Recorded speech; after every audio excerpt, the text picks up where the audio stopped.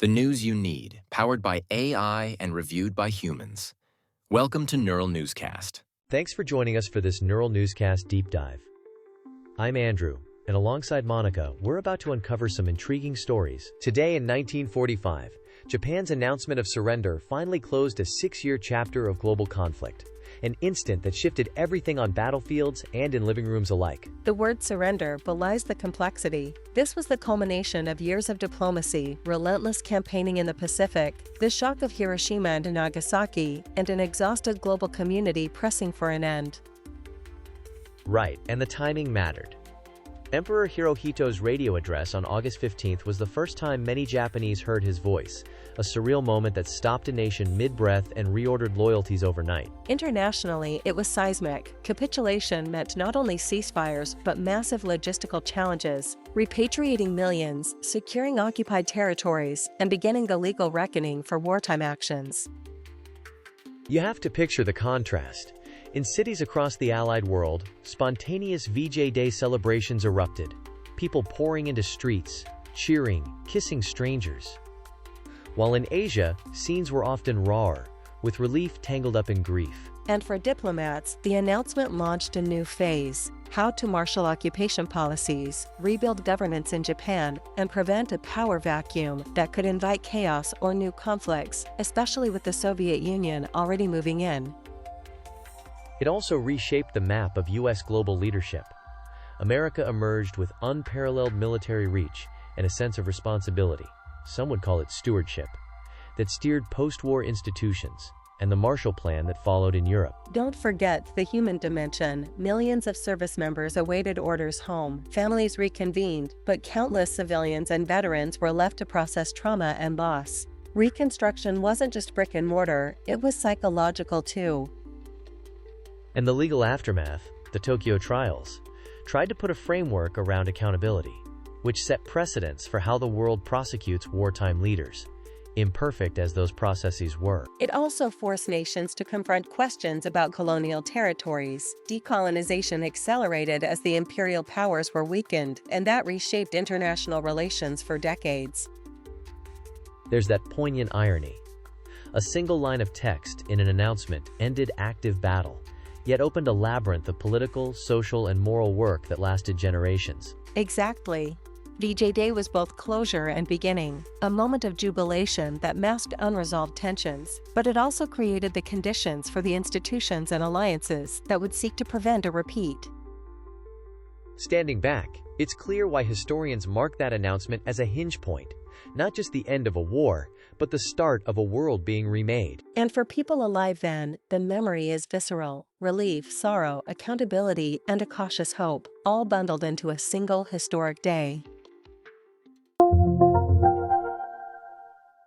Today we celebrate the birthdays of Marie Curie, 1867, Nelson Mandela, 1918, and Aretha Franklin, 1942. That's a powerful trio, Andrew: science, liberation, and music. But let's zero in on Nelson Mandela today and what made his arc so globally resonant. Mandela's life reads like an epic of transformation. From rural Eastern Cape beginnings to law student to Rivonia trial defendant to 27 years behind bars, and then to the presidency that helped steer South Africa away from civil war. And that evolution wasn't scripted or inevitable, it was strategic. He mastered the long game of moral authority, legal knowledge, and coalition building, which is why diplomats and leaders still study his approach. People often focus on the prison sentence and the grand gestures, but I find the tactical patience fascinating. How he used correspondence, legal defense, and quiet diplomacy inside Robben Island to keep networks intact. That continuity mattered when he walked out. Exactly. Little known detail: Mandela became something of an archivist while imprisoned, memorizing documents and speeches so he could continue educating comrades. That intellectual stewardship preserved institutional memory for the ANC. And on release, he didn't push for retribution. He leaned into reconciliation, famously establishing the Truth and Reconciliation Commission, which was imperfect but innovative. A judicial and moral experiment in nation-building. It was a diplomatic gambit as much as a domestic one. Mandela understood that international legitimacy, sanctions relief, foreign investment, diplomatic recognition, depended on a credible commitment to stability and inclusion. His presidency also balanced enormously competing pressures: an economy unequal by design, rising expectations among Black South Africans, and the white minority's fears. He prioritized symbolic unity, even when structural reforms slow-walked. And personally, he cultivated a brand of humility and humor that endeared him worldwide, dancing at public rallies, publicly forgiving foes, which amplified soft power in ways textbooks rarely capture. There's also the bit about his courtroom presence. During the Rivonia trial, he used the stand to deliver a political manifesto rather than plead for mercy. That speech reframed him from criminal to freedom fighter in the global imagination. Right, and that rhetorical skill is why foreign ministries leaned in. He spoke with legal precision and moral conviction, making it easier for allies to justify backing the anti-apartheid cause. On the flip side, his compromises after 1994 left critics who wanted faster economic redistribution. But perhaps that tension underscores the reality of transitions. Idealism meeting political arithmetic. And it's worth noting his influence beyond South Africa. Mandela became a template for conflict transformation, how to negotiate exit strategies, craft power sharing, and use moral leadership to legitimize new institutions. One thing I keep coming back to is his longevity as a symbol. Mandela's image was flexible enough to be invoked by presidents and protesters alike, which speaks to the depth of his moral capital. That moral capital has limits, but its endurance is instructive. Current leaders still reference his example when confronting polarized societies, and international mediators study his negotiation patterns. So as we mark his birthday, it's less about hagiography and more about a living repository of lessons, restraint, strategy, and the politics of reconciliation. And the lasting legacy is clear, not just a statue or a day, but a set of practices in leadership and diplomacy that remain relevant when societies grapple with truth, justice, and rebuilding. Which is why remembering Mandela today matters. His life continues to shape how we think about transition, forgiveness, and the hard work of building an inclusive political order. Stay with us, more deep dive exploring coming up. This is NNC, Neural Newscast. We're here every day with reliable, fast-paced reporting that combines the speed of AI with the judgment of real people. Find our full archive at neuralnewscast.com. And we're back with more from Neural Newscast Deep Dive. You ever think about how octopuses can edit their own RNA in real time?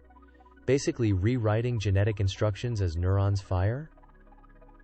It's like biology's version of a live patch update. It sounds like science fiction, but it's real, especially in cephalopods where RNA editing alters proteins in the brain to tune neural function without changing the DNA blueprint. That plasticity is astonishing. The implications blow my mind. An animal that can dynamically adapt protein function to temperature swings or new behaviors on the fly, faster than evolution would normally allow. And that has huge geopolitical echoes too. Think biotech horizons. Understanding that mechanism could influence how nations approach adaptive therapies, bioengineering, even regulatory frameworks. Right, and from a storytelling angle, it's irresistible. An intelligence so flexible it can reprogram its own molecular-level responses during life. No waiting for generations. It's immediate adaptability. Which raises questions about what we define as fixed in biology. If RNA edits are reversible and environment-driven, our models for neuroplasticity need retooling. It's not just synapse remodeling, it's molecular recalibration. There's also an evolutionary trade-off to consider. Octopuses invest in RNA editing rather than permanent DNA change, suggesting a strategy for unpredictable environments. Short-term flexibility over long-term genomic alteration. And when you map that onto human tech and policy, it complicates things. Should we pursue similar adaptive edits therapeutically, knowing they might be transient or context-dependent? Governance can't be static. Scientists are already looking at how these edits affect ion channels and neurotransmitter receptors. Tiny changes with big effects on behavior. It reframes how we study cognition in non-mammals. Plus, it challenges assumptions in comparative neurology. Cephalopod intelligence isn't just convergent behaviorally, it's supported by a fundamentally different molecular toolkit. I love that. Different toolkit, similar outcomes, complex problem solving, camouflage. even social learning, all enabled by this molecular nimbleness. And that nimbleness might be part of why cephalopods thrive in varied oceanic niches. A flexible nervous system gives them a survival edge as conditions shift. There's an ethical layer too. If we learn to mimic or harness RNA editing, we need international norms. Biocapabilities like this tend to outpace treaties. Exactly. Diplomats and scientists will need to collaborate closely to balance innovation with safety, something we've seen in other emerging tech arenas. For listeners, the takeaway is simple but profound.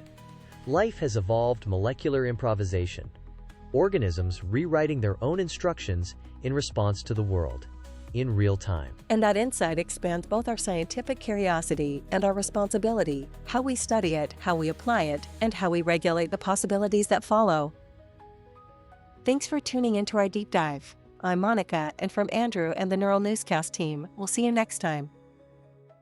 For daily AI-powered news with a human touch, subscribe to Neural Newscast on your favorite platform, or visit our archive to find all past episodes and current shows. NeuralNewscast.com. Neural Newscast integrates real and AI-generated voices to facilitate efficient, high-quality news production.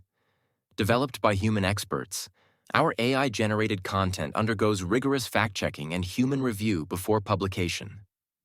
While we strive for accuracy and neutrality, AI-generated content may occasionally contain errors. We encourage listeners to verify crucial details from reliable sources. For more on our AI transparency practices, visit newscast.com.